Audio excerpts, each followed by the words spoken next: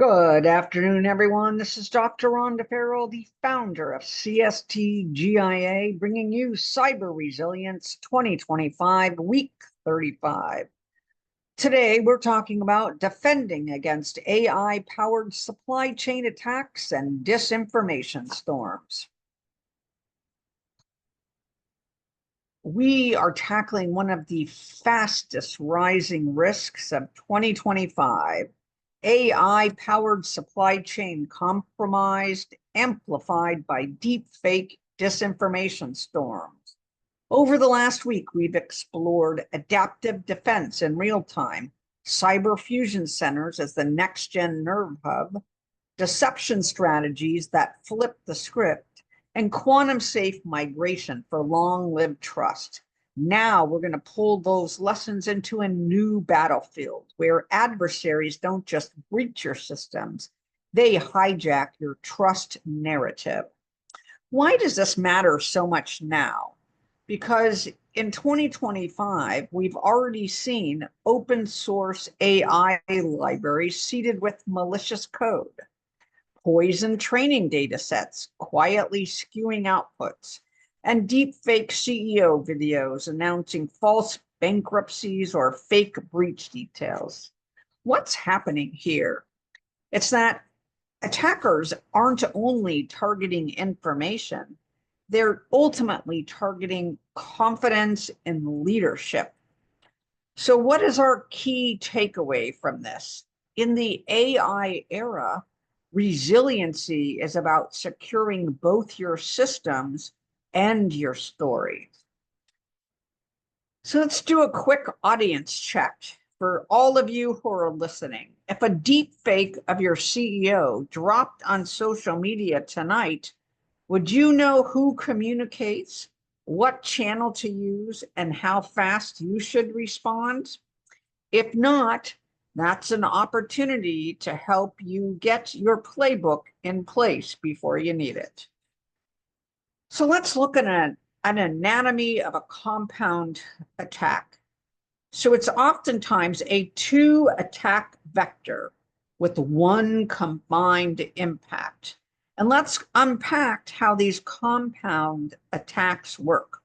So first might be an AI-powered supply chain compromise, malicious code hidden in a trusted update, poison data sets degrading machine learning models, dependency hijacks through vendor pipelines. Pair that with a disinformation campaign at the same time. Fake voice calls telling employees not to log in. Deep fake videos announcing phantom breaches. And bot networks amplifying fabricated leaks. Together, a technical compromise and a narrative compromise. The results, even if the technical breach is minor, the trust breach itself is what creates the outside damage. So which side, if hit, do you think would affect your organization harder?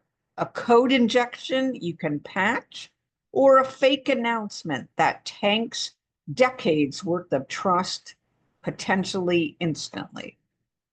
So what do we need to put in place in our 2025 defense stack to create resilience layers against these compound threats?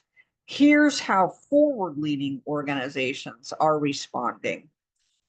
A software bill of materials plus, not just code components, but tracking AI model lineage, data sets, and training sources. They pair that with an AI red team, probing your stack for prompt injection, data poisoning, and biases. Looking for deceptions in the supply chain. Fake repositories and honey tokens can flag adversary reconnaissance activities early. Fusion centers for narrative defense. You need to tie cyber with your communications and your compliance into one fast responding hub. And lastly, put in place quantum safe anchors, code signing, public key infrastructure, and trust infrastructure hardened for the next decade. So as an action you can take, think of one vendor dependency your team uses every day. How can you prove its integrity tomorrow if your regulators were to ask you, or your auditors? So let's look at a case study from a logistics firm. Poison update plus deepfake crisis. In Q2 of this year, a North American logistics company faced a dual strike. Attack one, a poisoned update slipped into a third-party routing outlet. Attack two, a fake video of the CEO hit social channels, claiming the company had lost control of its fleet. Impact, customer panic, halted shipments, regulatory probes, and a huge stock hit. What worked? Well, a fusion center that took on the cybersecurity issues and the communications teams, which coordinated instantly. Deception assets were flagged for lateral movement attempts, and a quantum safe code signing pilot proved ultimately which builds were really authentic. What would you want your board or customers to say about your response after a dual attack like this? So this week's challenge, let's build your two-lane playbook. Your mission for week 35 is simple but powerful. Audit one biggest dependency in your supply chain. Can you ultimately prove it's tamper-free?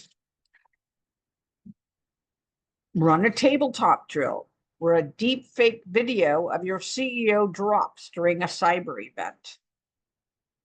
Draft a two-lane playbook for a technical response. Contain, verify, recover.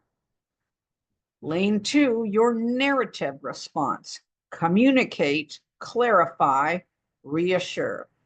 Post your insights using hashtag cyberresilience2025 because accountability builds confidence. So in reflection and closing, cyber resilience equals defending trust at scale.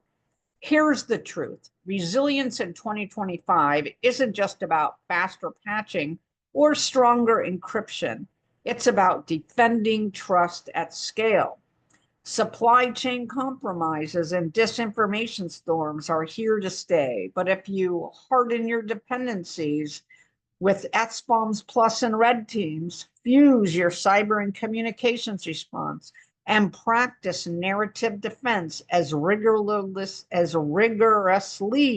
as technical defense, you won't just survive the next attack, you're going to bust your way through it. I'm Dr. Rhonda Farrell, and this has been week 35 of Cyber Resilience 2025, Protecting What Matters. Join me in week 36 as we explore cyber physical convergence in smart cities, because defending what matters also spans streets, grids, and clouds alike. Until then, stay sharp, stay sovereign, and most of all, stay resilient.